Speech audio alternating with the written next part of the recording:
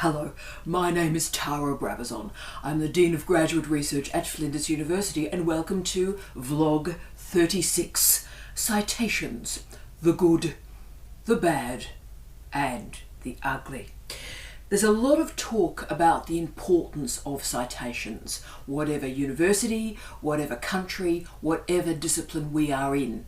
And there's no doubt that citations are a proxy, a powerful one, for relevance, for esteem, for importance, for value. But the problem is that citations are what's called a lagging indicator. So that means from a refereed article many years afterwards, we start to get those citations. So it's a lagging indicator of importance and value. So as you can pick up, there are a lot of assumptions about importance and lots of different proxies that follow any discussion of citations. So in our vlog this week, I want to present all those different arguments and ideas to you so you can make your own mind up. And that's why I've called it the good, the bad, and yes, the ugly. But we're going to start with the good. Citations are a proxy that show that your work is being read, and that's terrific. It shows your networking is functioning with great effectiveness, and also you are developing that scaffold, that stepladder, if you will, to demonstrate the value of your academic career, and that is terrific. It's also never been easier to measure your citations. So Google Scholar in particular, and particularly through Google Scholar alerts, allow you to discover in pretty well real time every single person that cites your work. So that's terrific, you know, where they are, you start to get a sense of the audience for your research. And that's really fantastic and really important. The key to create these good citations is focus on quality the best that you can. There are some tips and tricks you can create and construct to lift up your citations, and I'm going to talk about those right now. But the first thing is, it's got to be well written. It's got to be a good piece of work that's operating at the absolute extremity of your knowledge. That's important. But also you need a really good abstract. The abstract is everything. And this is a very important and a new trick that's only just being researched at the moment. Make sure that you are citing other scholars. Many scholars now have a Google alert and indeed a Google Scholar alert on themselves. So if you cite them, they will receive a Google Scholar alert. They will read your piece to look for themselves. And then, of course, they've read it, they will enjoy it because you're fabulous, and then they will cite your research. So we now have a series of pretty impressive studies that show the longer the list of your references, the higher the citations you receive. And Gregory Webster at the University of Florida has done some fantastic longitudinal studies on this issue. So thank you to Gregory, he's done some really heavy lifting for us. Let's take his advice.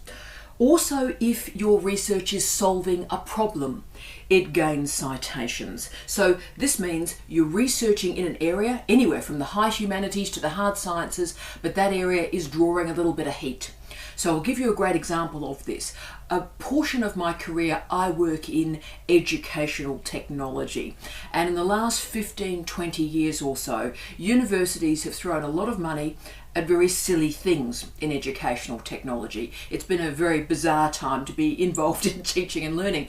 And a component of my research career has explored educational technology at this very difficult time and said, look guys, slow down, we need attention to information literacy, multimodality and so forth. And I have 3 books. Digital Hemlock, published in 2002, The University of Google, published in 2007, and Digital Dieting, that was published in 2013, that really are the spine of my career. And those 3 books have gathered hundreds of citations. And that's because it is addressing a key problem in the culture. So if you are addressing a hot issue and providing some solutions, you will pick up citations.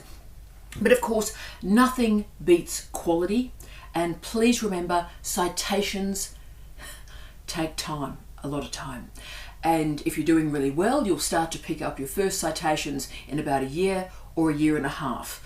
But a series of studies have shown if you're going to be in that very special group of books and articles that receive 100 plus citations, very special group, if you're going to be in that group, then you'll start to reveal those citations between 3 and 7 years. That's the indicator that this is going to be a highly cited piece of work. But 3 to 7 years, that's a really long time. So say you've written a ripper of a paper, boom. And what I need to do now is just do some quick tips and tricks to give yourself every fighting chance to lift up your citation rate.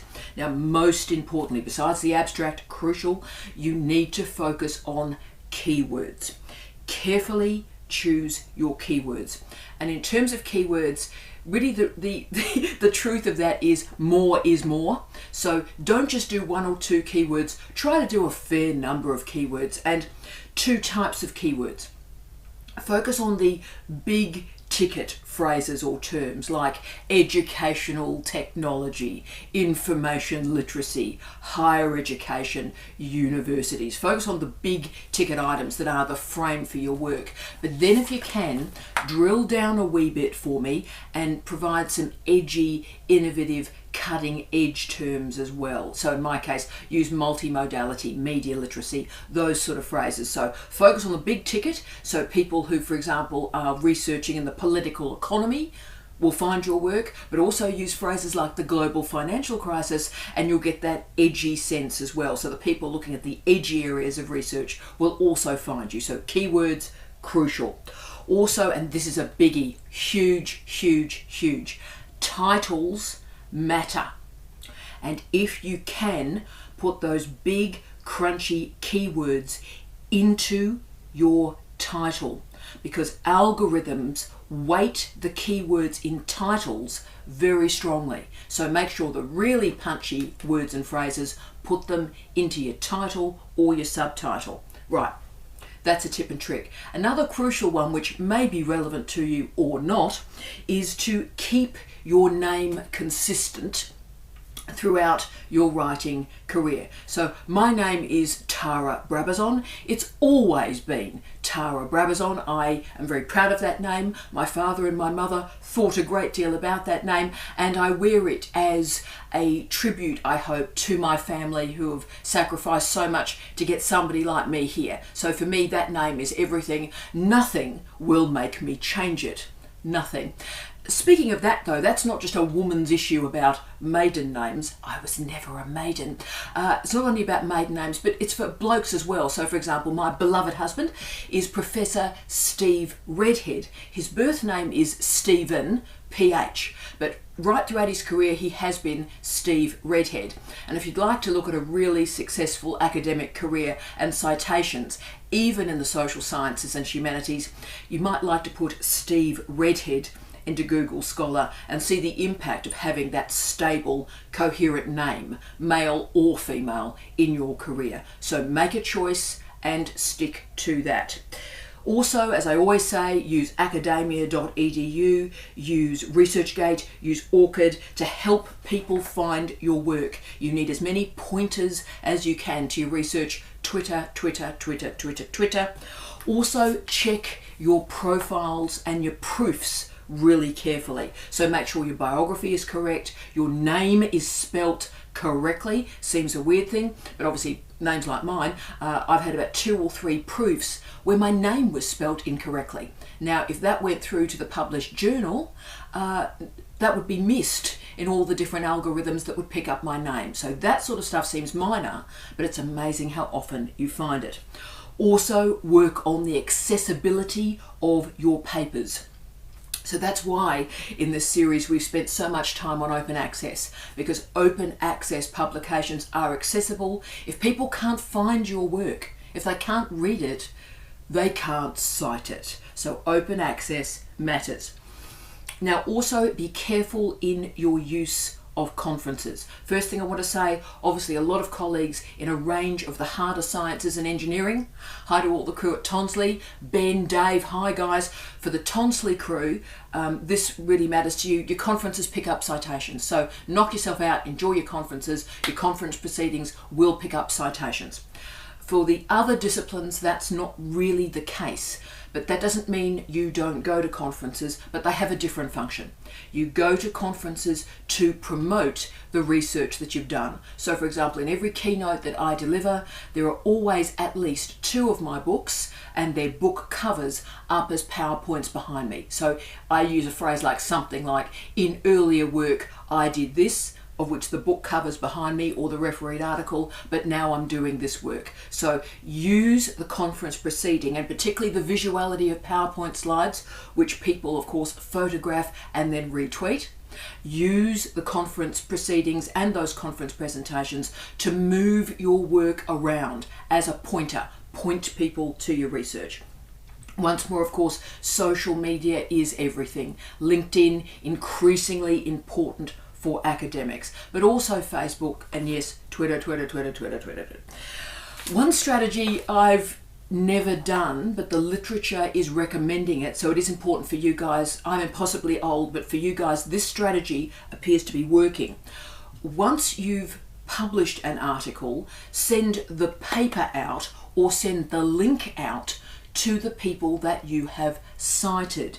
Now that again has proved very successful in returning the favour, if you will. So if you make people aware that you have cited them, they see your research and they return the favour.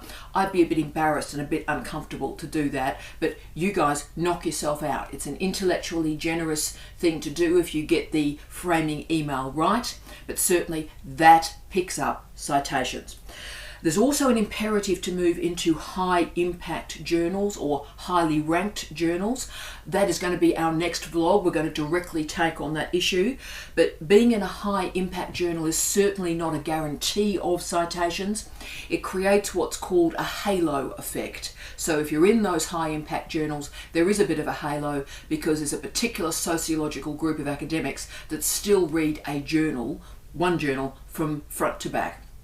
That sociological grouping of academics is declining, but we'll talk about that in the next vlog. So do be aware, high impact journals, halo effect, proxy, yeah. So we've done the good of citations. Let's move to the bad. Now, the bad use of citations. There are 2 types of citations: referential citations and critical citations. So referential citations are the good citations. That is when people cite your work, noting the caliber, the quality, the importance of your research. Brilliant, fantastic. The problem is there's another sweep of citations that's called critical citations, and that's when colleagues notice the profound flaws, challenges and disasters that exist in your research. Now the funny bit of this is critical citations are often much higher than referential citations. So this means really poor research receives lots of citations. Oops. So when scholars locate very poor scholarship, they like to cite it and share with the world how truly dreadful this research actually is. So let me give you 2 examples of this from fields I work in. The first is a guy by the name of Mark Prensky. And again, I'm citing him now, it's unbelievable. Mark Prensky, who came up with the phrase in the late 90s, early 2000s, digital natives. He argued that a particular generation uses technology in a particular way. Now, he of course was completely and utterly wrong. And thousands of people have cited Mark Prensky and digital natives, confirming how completely wrong he was. So lots of scholars have cited him, stating he's wrong. He's received very high citations for being wrong. Similarly, a guy by the name of Richard Florida developed a series of indices and like the Bohemian Index and so forth that offered a supposed understanding or exploration, if you will, of how a creative class and a creative city is formed. So all these indices were a way to understand how a city could bloom through a regeneration process. Now again, he was absolutely and completely wrong, profoundly simplistic, and tens of thousands of people around the world have cited him to show how wrong he is. Lots of examples I could use. So citations are not proving excellence, they're not proving quality, they're showing that someone is completely and utterly wrong. Another bad bit of citations is that you have to show patience. Citations do require faith, and let's not lie, they require a lot of luck as well. So if you're lucky enough to get through refereeing, if you're lucky enough to get published, and all of that stuff takes time in itself, then you really, really hope to get cited. And the problem is, and this is a deep truth, there is magnificent research out there that has not been cited once. Fantastic, brilliant research, brilliant scholars that no one has cited, okay? So you've got to be patient. It can be incredibly slow and depressing task to just quietly point colleagues to your work and see if you can gather those citations. And I think the real problem with all of this discussion of citation is citation analysis is the basis of a whole series of decisions about jobs, about promotion, and of course about grants. And of course, you know, it's not actually a proxy for anything in particular. Really great research cannot be cited, full stop. And remember, there's that other issue. All of us are influenced by work that we don't cite. And a really fantastic piece of research from 2010 from McRoberts, great piece of research, confirmed that about 30% of our influences in academic life are cited. Only 30% of the work that we're really influenced by, we cite. Wow. And of course, citation databases also have a very finite, a limited selection of the publications that they're actually assessing and searching. Now, Google Scholar searches the most. So that's why the figure you often get on Google Scholar is higher than Web of Science and higher than Scopus, because their scale of coverage is greater. Their speed of update is greater. I would argue, use Google Scholar citations, full stop.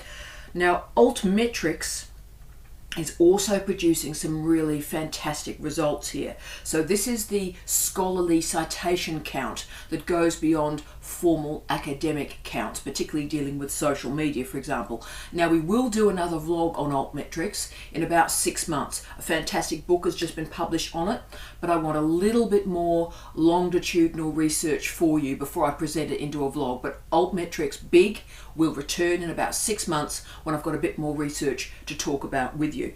So that's the bad of citations, and I know you've been waiting for it. Let's do the ugly.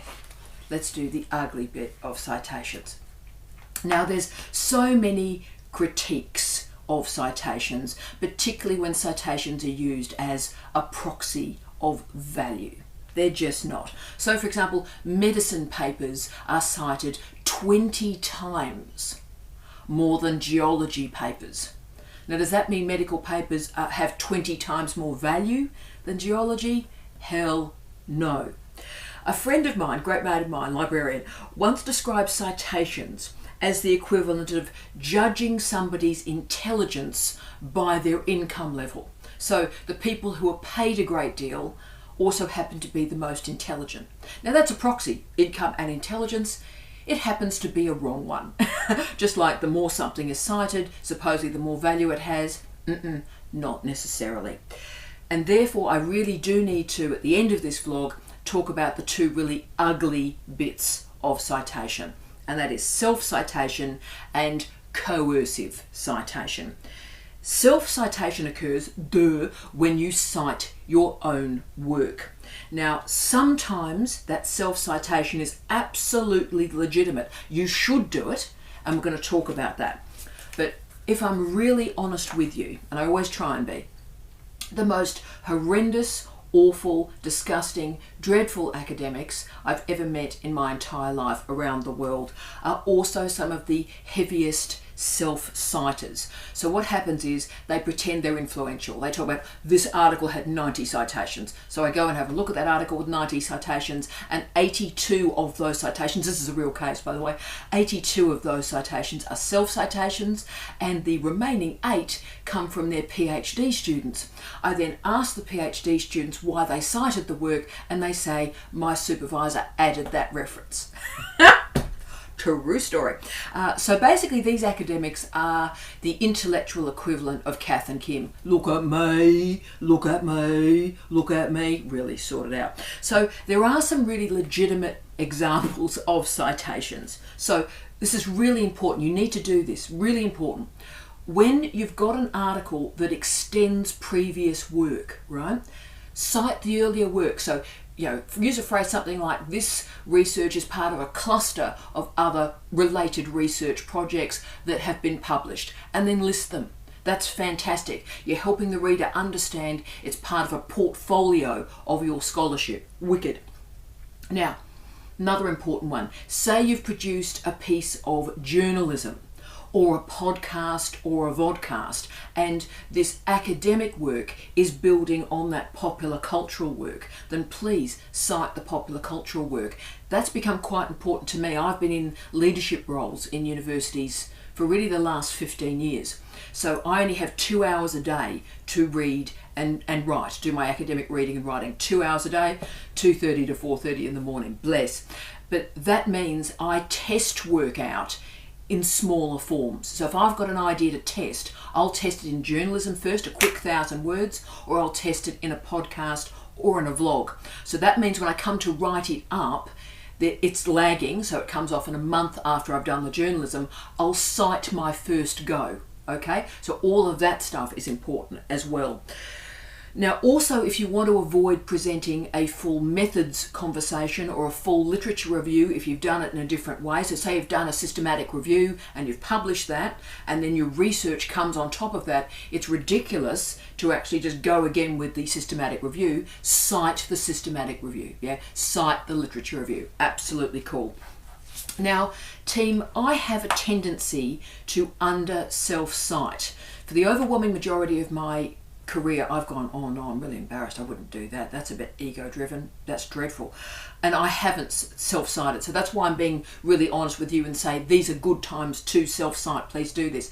And I had a real warning about this earlier this year. In October, actually, I got a refereed article back from the double-blind peer review process, and that was great, and they wanted the article, that's terrific, woo! But one of them asked for minor corrections, and the minor correction was the author, they didn't know it was me, the author didn't cite Brabazon on pages 6 to 8, and they argue that Brabazon's work on educational technology and media literacy on pages 6 to 8, articles and books, really needed to be cited there. So I mean, how embarrassing is that? I won't self-cite, and blind peer reviews have gone, really, you need to cite Brabazon. So be comfortable with it, and be more comfortable with it than I've been. Also, research shows, and I know this will shock you, that women tend to self-cite 56% less than men. It's shocking, isn't it? The things I tell you every week, unbelievable. So yes, please remember to self-cite if you're placing your research in a wider context. Absolutely tremendous, do that. If you're just doing it to pick up your count, or through arrogance, because after all, no one knows as much as you, so I'll just cite all my stuff because I'm a genius. If you're doing that sort of stuff, really don't, because just remember the algorithms pick up self-citation. So if you're ever going like that person did in that meeting, look at all my citations, people like me actually have the information literacy skills to know how many self-citations are there, and we will tell you, often in public. So really do be careful with how you're doing that. So ask yourself, and these are the key questions, when you are thinking of self-citing, are you showing the cumulative nature of your research? Then excellent, do it, knock yourself out. If it's about personal gratification and ego, then that's just dreadful and that's just embarrassing. Step away from the vehicle. If it is a tactical tool to increase your visibility, that is still a bit dreadful, but it is more understandable. And particularly early in your career, knock yourself out. Finally, I just wanted to talk about coercive citations. So you've heard the phrase, and if it happens to you, you know you're not alone, okay? This has happened to me twice in my life, both times as a very junior female academic, when a very senior male academic started to really swing their power about. Let me tell you about it. So coercive citation emerges when an editor forces an author to add an irrelevant citation to a piece, either to lift up the journal impact factor or simply to add to the citation count of the editor's refereed scholarship. So they're two clear reasons. And a 2012 survey by Wilhite and Fong confirmed that 20% of academics working in economics, sociology, psychology and business had confronted coercive citations. Now, I know it exists in a whole series of different disciplines. It hasn't been studied, but it tends to cluster a bit in the social sciences. Don't know why. You guys, if you've got an idea, do tell me. But when it's happened to me both times, one was in tourism and one was in sport. Again, social sciences. So very uncomfortable, and I ended up adding those citations. I'll always be honest with you. I added the citations that the editor wanted in both cases to their work to get the book through and the article through. We'll talk about it. Okay, so where have we been today? Citations provide a pointer that your work is of value, that your work is being used. And that's why we write. We don't write to write in isolation. We write to contribute to the planet. So citations are great. They prove the work is being used. Now, citations are valued by funding agencies and promotion committees, but I want you to remember always that there's a good, a bad, and an ugly citation.